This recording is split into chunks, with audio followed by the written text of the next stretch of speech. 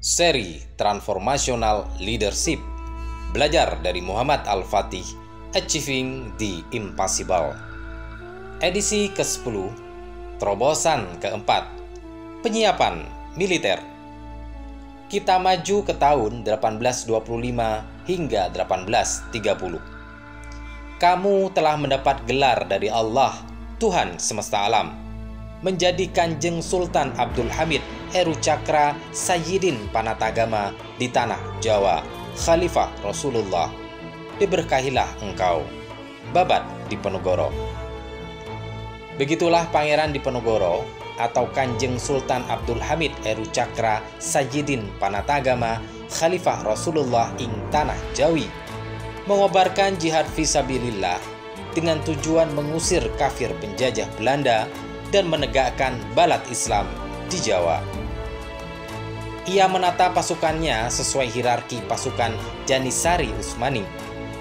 Perang besar yang dipimpinnya didukung penuh para ulama, bangsawan, dan seluruh rakyat Jawa. Belanda baru bisa menghentikan perlawanan luar biasa dari pasukan Pangeran Diponegoro di tahun kelima, perang yang menewaskan 8.000 serdadu Belanda dan 7.000 serdadu asal pribumi, sementara 200.000 pasukan Jawa syahid. Benar, Pangeran Diponegoro memang menyusun hierarki pasukannya sesuai dengan hierarki pasukan Janissary Utsmani. Ada Arkio, Turkio, Bulkio, Burjomuah. Ini semua adalah istilah dari bahasa Turki. Pangkat tertinggi disebut Ali Pasha atau Ali Basah, lalu Pasha atau Basah, lalu ada Aga atau Angadullah dan Dullah yang semuanya adalah adopsi dari sistem militer Utsmani. Bahkan nama Abdul Hamid sendiri diambil dari nama Sultan Abdul Hamid I, pemimpin Utsmani yang berkuasa ketika Pangeran Diponegoro dilahirkan. Sekarang kita kembali ke tahun 1452 hingga 1453. Hasil analisis SWOT merekomendasikan: pertama, dibuatnya super gun, senjata baru yang sanggup merontokkan tembok benteng yang dampaknya harus lebih dahsyat dari katapult dan manjanik. Kedua, tembok benteng sebelah timur yang disiapkan menjadi pintu masuk penaklukan. Dan ketiga, kebijakan diplomasi yang bisa menghalangi atau mengurangi signifikan hadirnya bala bantuan melengkapi benteng Rumeli Hisari yang telah dibuat. Rekomendasi yang ketiga sudah dijalankan. Berbarengan dengan itu, rekomendasi pertama dan kedua juga harus dilakukan secara simultan. Keduanya butuh lebih dari sekedar persenjataan, tetapi juga reorganisasi dan penguatan organisasi pasukan. Pasukan utama itu bernama Janissary.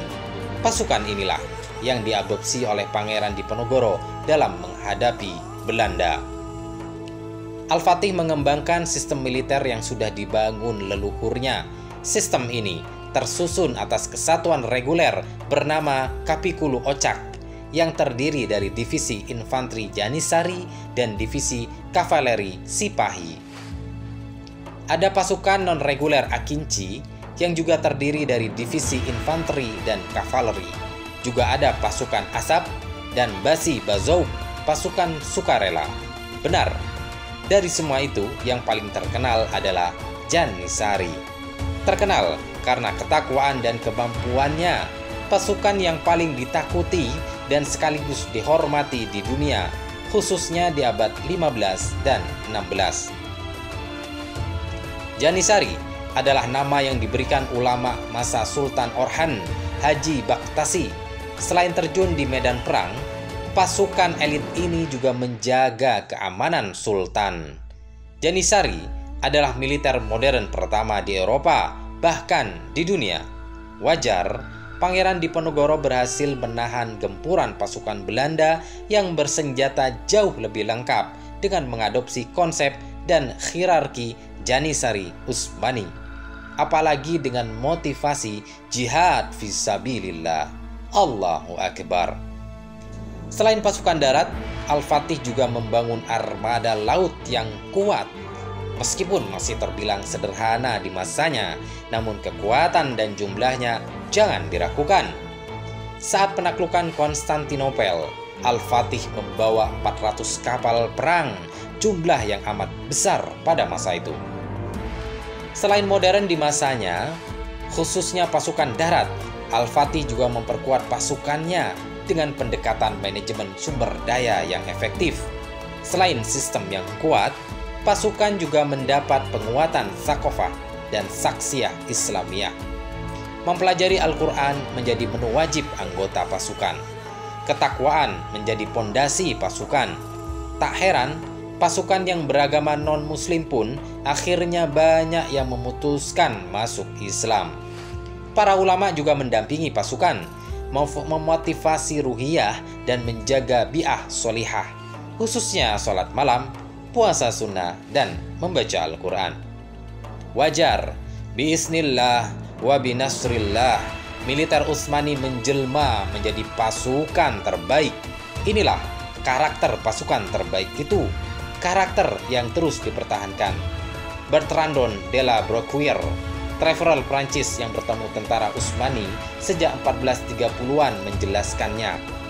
Mereka sangat rajin, terbiasa bangun lebih awal dan hidup sederhana. Mereka bisa tidur dimanapun, biasanya hanya di tanah. Kuda mereka prima, hanya memerlukan pakan sedikit, larinya kencang, dan ketahanannya lama. Ketaatan pada pemimpinnya tidak terbatas. Ketika perintah sudah diberikan, mereka patuh berbaris rapi dalam keheningan, diikuti oleh yang lainnya dengan sama heningnya. 10.000 tentara Turki Utsmani dalam kejadian yang sama dapat membuat kegaduhan yang lebih kecil dibanding 100 tentara Kristen. Saya harus mengakui bahwa dalam semua pengalaman saya yang beragam, saya selalu mengenal orang-orang Turki Utsmani sebagai orang yang jujur dan loyal, serta ketika mereka dibutuhkan untuk menunjukkan keberanian, mereka tidak pernah gagal melakukannya. Itulah penjelasan dari traveler Prancis yang bertemu tentara Utsmani, menggambarkan bagaimana tentara Utsmani. Komentar juga datang dari Busbek, utusan Austria untuk Utsmani, tentang karakter pasukan sebagai faktor pendukung keberhasilan dan kemenangan Utsmani dari segi militer. Kebersihan dari kemah-kemah tentara Utsmani yang di sana tidak akan kita temukan dimanapun. Judi maupun minuman keras atau umpatan dan makian dari mulut tentaranya tidak ada sama sekali. Kamar kecil yang bersih serta kesatuan medis yang efektif mengikuti kemanapun tentara pergi untuk mengobati tentara yang terluka atau sakit. Masya Allah, tabarakallah.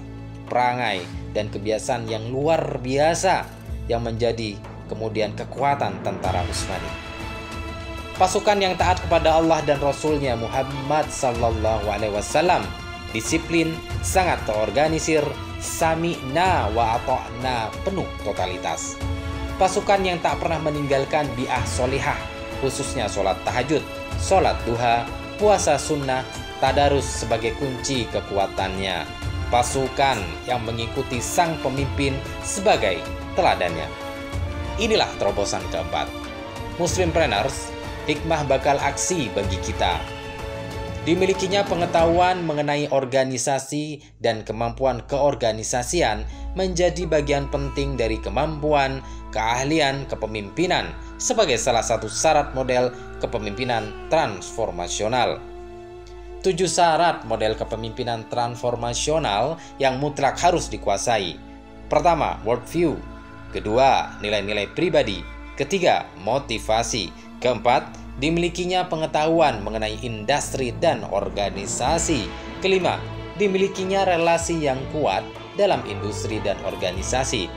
Keenam, dimilikinya kemampuan atau keahlian kepemimpinan seperti manajemen, keorganisasian, komunikasi, pengambilan keputusan, analisis kondisi lingkungan, dan kemampuan penunjang lainnya. Ketujuh, dimilikinya reputasi dan catatan rekor.